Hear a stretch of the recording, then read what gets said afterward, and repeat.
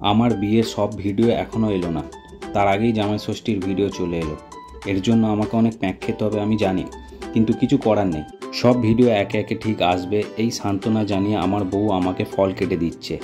এতগুলো ফল খাবো, আরও অনেক কিছু খাবো, কারণ আজ জামাই ষষ্ঠী। তাই আমি ও আমার বউ সকাল সকাল শ্বশুরবাড়ি চলে এসেছি। আমার শাশুড়ি মা রান্না বান্নার সমস্ত আয়োজনে ব্যস্ত, তাই আমার বউ আমার জন্য ফল মিষ্টি আয়োজন করে দিচ্ছে। ফলের মধ্যে রয়েছে আম, লিচু, আপেল, পেয়ারা, শসা, তার সাথে আমার ফেভারিট মিষ্টি দই, আর আছে চিড়ে ও মুরগি। এখানেই শেষ নয়, 5 রকম মিষ্টিও আছে। শুরুতেই এত কিছু দেখে চোখ ও মন ভরে গেল, তাহলে আরও কি কি আছে দেখি। আমি খুবই এক্সাইটেড।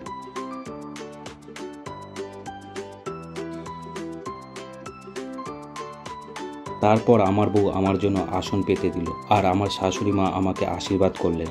শাশুড়ি মা আমাকে চিড়ে ও দই মিষ্টি খাইয়ে আদর ও আশীর্বাদ করলেন।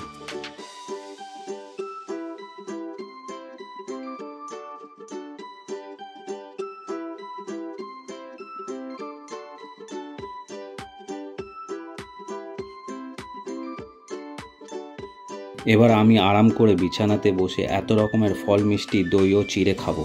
আম, শসা, আপেল, লিচু সবগুলো খেয়ে বেশ মিষ্টি ও বেশ ভালোই লাগলো। প্রথমে ফল খেয়ে মেজাজটা বেশ ফ্রেশ হয়ে গেল। এবার কথা না বাড়িয়ে চলে এলাম আজকের প্রধান বিষয়, জামাই ষষ্ঠীর মেনুতে। প্রথমেই আছে ভাত, শাক ভাজা, ঢেঁড়স ভাজা, কুমড়ো ভাজা, পটল ভাজা ও বেগুন ভাজা, আর সাথে আলু ভাজা।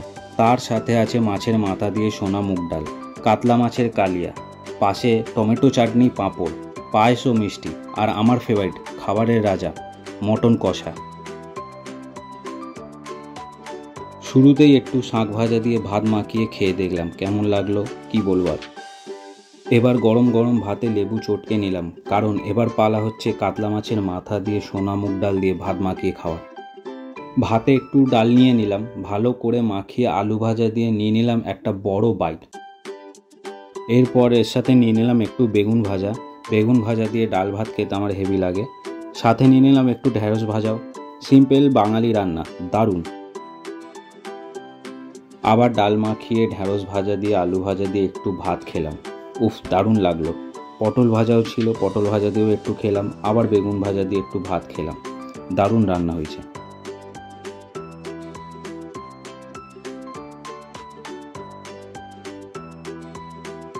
এবারে নিয়ে নিলাম কাতলা কালিয়া। ডাল ভাত ও কাতলা মাছ দিয়ে ভাতটা খেতে জাস্ট দারুণ লাগছিল। কিন্তু আমার চোখ চলে যাচ্ছে বারবার রাজামশাইয়ের দিকে, মানে হচ্ছে খাবারের রাজা মটন কষা। এবার মটন কষা ট্রাই করার পালা। আলু ও মটনের পিস পাতে তুলে নিলাম। ডাল ভাত ও মটনের পিস নিয়ে খেয়ে দেখলাম কেমন লাগে। কি আর বলবো, মটনটা বেশ সফট হয়েছে, আর কি বলবো, খেতে জাস্ট অসাধারণ। আমার ওয়াইফকে বলবো একটু ক্লোজ হয়ে দেখাতে মটনটা কেমন হয়েছে, কারণ আমার ভিডিওটি করে দিচ্ছে আমার ওয়াইফ মন্দিরা। মটন পেয়ে মাছের কথা প্রায় ভুলেই গেছিলাম, তাই মাছটাকেও খেয়ে নিলাম।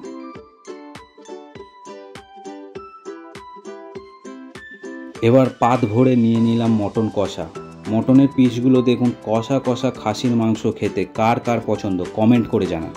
আমি ভাতে ভরে ভরে খাসির মাংস মাখিয়ে মন ভরে খেতে থাকলাম, কিন্তু এখানেও এখনও ভিডিও শেষ হয়নি, এখনও ভিডিও বাকি আছে। যাচ্ছেন কোথায়? আসলে মন্দিরা রাতে খাবারের জন্য আমার জন্য লুচি করে দিল।